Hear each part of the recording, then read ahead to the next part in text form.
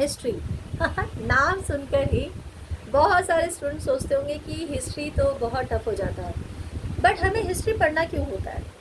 History अगर आप नहीं पढ़ेंगे तो कैसे पता चलेगा कि आप लोगों की जो प्रीवियस टाइम पीरियड रहा है उसकी क्रोनोलॉजी क्या रही है, उसका सिस्टमेटिक अकाउंट जानने के लिए जो हमारे पास्ट का होता है, तो हमें बहुत ज़रूरी है अपनी हिस्ट्री को पढ़ना, ठीक है?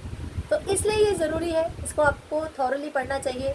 अब बात करते हैं कि हमें हिस्ट्री को पढ़ना कैसे है, क्योंकि आप अगर एग्जामिनेशन के लिए प्रिपेयर कर रहे हैं, history is like a wider sea, ठीक है? ओशियन है, ये बहुत बड़ा महासागर है।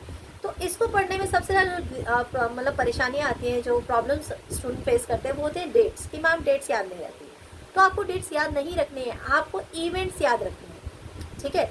आप जब भी किसी फ्रेंड का बर्थडे याद रखते हैं तो उसकी इवेंट आप याद रखते हैं कि उसके बर्थडे पे मैंने ऐसा किया था, उसका सिर पकड़ के मैंने बहुत केक वेक लगा दिया था उसके मुंह पर उसके बर्थडे पे, फिर आपको वो डेट याद आती है।